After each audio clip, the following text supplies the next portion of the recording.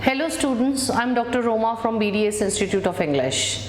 Today I am going to pick up a very interesting thing with you. आज हम एक बड़ी interesting सी चीज़ करेंगे क्योंकि इसकी हमारे पास बहुत सारी queries हैं. Students, they have given me a list of queries regarding this. There's just a question mark. आप सोचोगे कि इस क्वेश्चन मार्क में है क्या, करने वाले क्या हैं हम आज. इसका आज हेडिंग हम लेते हैं स्पीकिंग व्हाट हैपेंड. क्या हुआ, आपको क्या हो गया स्पीकिंग में. अब स्पीकिंग में क्या क्या हो सकता है. सबसे पहले आप चुप हो जाते हो, पॉजेस आते हैं, आपसे बोला नहीं जाता, नर्वस हो जाते हो, घबराहट होती है, पसीना आता है. उसके बाद आप कहते हो मैम मेरे को एग्जामिनर ने चुप करा दिया. अरे चुप तो उसने आपको तब कराया क्योंकि आप बोले ही कुछ नहीं. You couldn't speak anything. Now what is the reason? What is the big reason behind this that why students they be quiet? कि बच्चे से खुल के क्यों नहीं बोला जाता. What is the reason why the hesitation doesn't go away? And if the reason is clear, अगर आपको reason समझ में आ जाए कि मेरे से बोला क्यों नहीं गया और खुल के क्यों नहीं बोला गया, openly क्यों नहीं बोला गया और बहुत अच्छा क्यों नहीं बोला गया, then the only answer to this question is lack of content. आपके पास कंटेंट नहीं है. बिलीव मी, ये मैं बात कर रही हूँ क्यू कार्ड की. After this I will be discussing the short questions also with you. Q card में अगर आपके पास कंटेंट नहीं है तो आप नहीं बोल सकते. Believe me, it is very difficult to speak if you don't have a content. Pick up any of a person, any person who is a very good orator, a person who is extremely fluent in his speech and has a good command in English but doesn't know what to speak. I'm sure even he'll be quiet. वो भी चुप हो जाएगा, उससे भी नहीं बोला जाएगा. हमारे जितने मिनिस्टर्स हैं इनको पहले से पता होता है कि क्या बोलना है और आप देखते हो कितना अच्छा बोलते हैं. और फिर हाथ में एक छोटा सा पेपर भी होता है, कभी कभी उसको भी देख लेते हैं. अब आपके पास भी पेपर है क्योंकि आपने उसमें क्या बनाया है, track fan. You have made the pointers of the cue card. You can have a glance at the card. You have developed the ideas and you can speak. You have to segregate the questions. You have to separate the questions and then make a story.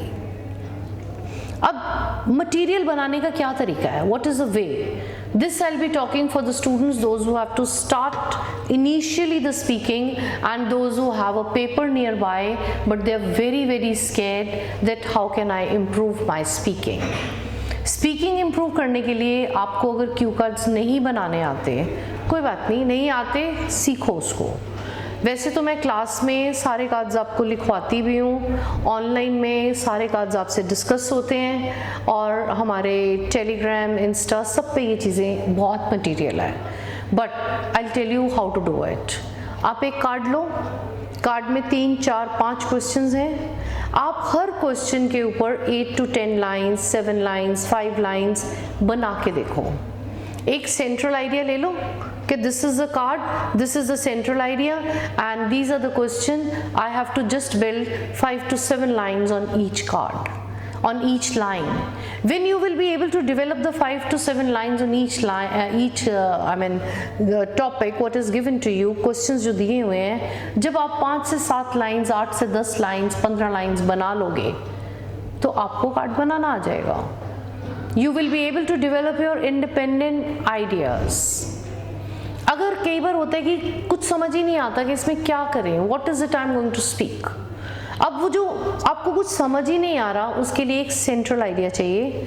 और central idea के लिए I always advise my students, kindly go through the cards that have been discussed in the classes.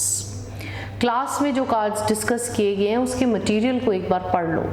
और सब standard material आप जब पढ़ोगे तो आप स्पीकिंग में चुप हो जाओगे, आप बोल नहीं पाओगे.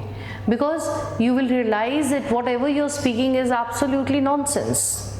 And examiner is going to ask you lot many questions on whatever you have spoken. आपने जो भी बोला एग्जामिनर ने उसके ऊपर बहुत सारे क्वेश्चंस आपसे पूछने हैं. और जब उसने बहुत सारे क्वेश्चंस पूछने हैं, how are you going to handle? कैसे हैंडल करोगे? एक बात बताओ, बिना कंटेंट के कैसे हैंडल करोगे? नहीं कर सकते आप, बिल्कुल नहीं कर सकते. तो इसलिए आपको सबसे पहले ट्रैक फैन बनाना आना चाहिए। अभी एक बच्चा आया यहाँ पे, उसको कार्ड आया talk about a product produced in India. अब उसको तो लगा कि बहुत सारे प्रोडक्ट हैं इंडिया में, तो कोई there is no I mean dearth of it, कोई चक्कर नहीं, I can speak on any product. This is a problem. When you think that you can speak on any product, you will not be able to speak on anything. There has to be one specific product. एक specific product होना चाहिए जिसके ऊपर आप बोल सको, बहुत important है। Product produced in India, उसने बोला ऑटोमोबाइल, टाटा मोटर्स, बाटा, ये सारे products बोल रहा था वो, spices, लेकिन बोला तो गया नहीं। Why not pick a product to which you can have a lot many ideas? ये देखो आइडियाज कैसे बनाते हैं। अब कार्ड है प्रोडक्ट प्रोड्यूस्ड इन इंडिया। हम पहले थोड़ी सी तो बात करेंगे इंडिया की, फिर हम प्रोडक्ट, ये सेंट्रल आइडिया है। Tea is a product which is produced in India. Where it is produced, 3 to 5 lines बनाओ, लिखो उसको, क्योंकि आपको नहीं आ रहा बनाना। It is produced on the foot hills of Assam. Climate is favourable, land is marshy, and most of the people of Assam, they are busy in picking and plucking up of tea leaves. Introduction हो गई। उसके बाद usage of tea. T कहाँ कहाँ use होती है? It is used for ceremonies. It is used to welcome a guest. It is used to de-stress the mind. It rebounces with energy. It rejuvenates. It's a stimulant. कितने points हैं? ये points कब आएंगे? जब बैठ के लिखोगे, सोचोगे, जब सेंट्रल आइडिया बनाओगे। उसके बाद where all tea can be used, और you can talk about the recipes of tea, different recipes tea की क्या क्या हैं। It can be ginger tea, lemon tea, black tea, green tea, दुनिया जहान की टीज हैं। And tea has a medicinal purposes also. It is one of the biggest hub. India is the biggest hub of tea. Land is, I mean, the climate is tropical. Most of the people, whether rich or poor, they take a cup of tea. तो ये हमने product वो लेना है, central idea वो लेना है जिसके ऊपर हमारे पॉइंटर्स बन जाएं, और जब पॉइंटर्स बनेंगे तब बोलने में कोई दिक्कत नहीं है। Then there is no issue in speaking. This is the issue. ये एक ऐसी चीज़ है जिससे बच्चा खुल के नहीं बोल पाता, ओपन नहीं होता एग्जामिनर से।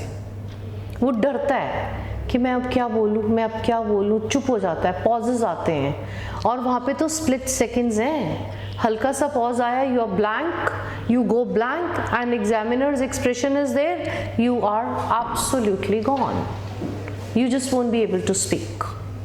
Is it clear? I hope this is clear, and this is the way to remove your hesitation. I hope you are going to follow this. Kindly concentrate, follow the tip, and you won't find any problem of hesitation. Take care. God bless you.